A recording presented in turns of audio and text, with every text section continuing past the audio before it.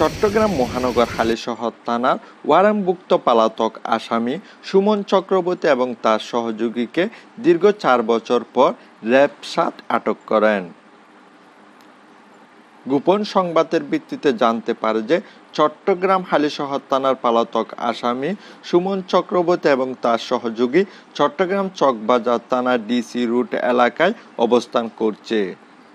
উক্ত গোপন সূত্রের ভিত্তিতে চট্টগ্রাম র্যাব ৭ আভিযানিক দল ১১ জুন ২০২৪ তারিখ অভিযান পরিচালনা করে সুমন চক্রবর্তী এবং তার সহযোগীকে গ্রেপ্তার করেন।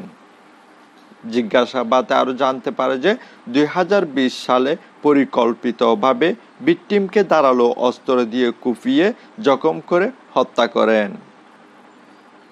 পরবর্তীতে মামলা হলে আইনশৃঙ্খলা বাহিনীর নিকট এড়াতে দেশের বিভিন্ন জায়গার মধ্যে আত্মগোপনে চলে যায়।